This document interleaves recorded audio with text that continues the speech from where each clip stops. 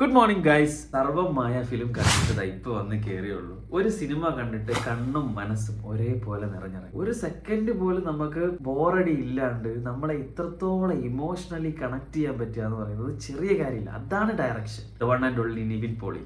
ഇത് അദ്ദേഹത്തിന്റെ തിരിച്ചുവരവാണ്. ഒരു ചക്കര സിനിമ, ഒരു ചക്കര മൂവി എന്ന് പറയത്തില്ല. അവസാനമൊക്കെ എത്തുമ്പോൾ തീർന്നു പോവരുതേ എന്ന് തോന്നിപ്പോകുന്ന തരത്തിൽ റിയ ഷിബു എന്നാണ് പുള്ളിക്കാരിയുടെ പേര്. ഒരു ചക്കര ആക്ട്രസ്.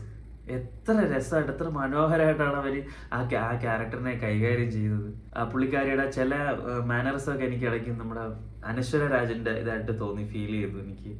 പിന്നെ പുള്ളിക്കാരിയുടെ വോയിസ്, ഡയലോഗ് ഡെലിവറിയിൽ എവിടേക്കോ ഒരു കല്യാണി പ്രിയദർശന്റെ ഡയലോഗ് ഡെലിവറി എനിക്ക് മാത്രമാണ് ഫീൽ ചെയ്തത്. അങ്ങനെ ആണെന്നല്ല പറയുന്നത്, എനിക്ക് അങ്ങനെ തോന്നി.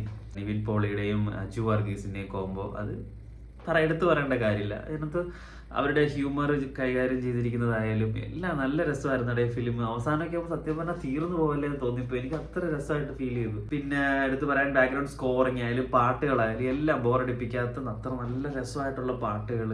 അതേപോലെ ഫിലിം കൊണ്ടുവന്ന് എൻഡ് ചെയ്തിരിക്കുന്നതും കറക്റ്റ് നിർത്തേണ്ട അടുത്ത് തന്നെ കൊണ്ട് നിർത്തിയിട്ടുണ്ട്. നിങ്ങൾക്ക് ഇഷ്ടപ്പെടും ഫിലിം, ഉറപ്പാണ്. ഞാൻ ഗ്യാരണ്ടി ഫിലിം എല്ലാവർക്കും ഒരേ ഫാമിലിക്കും ഒക്കെ കാണാൻ പറ്റുന്ന അത്രത്തോളം നല്ല രസമായിട്ട് എടുത്ത് വെച്ചിരിക്കുന്നത്. എല്ലാവർക്കും ഇഷ്ടപ്പെടുന്ന ഒരു ഫിലിമാണ്. ക്രിസ്മസിന് നിങ്ങൾക്ക് ഇതിലും ബെറ്റർ ആയിട്ടുള്ളൊരു ഒരു ട്രീറ്റ് വേറെ കിട്ടാനില്ല. സോ എല്ലാവരും പോയി കാണുക.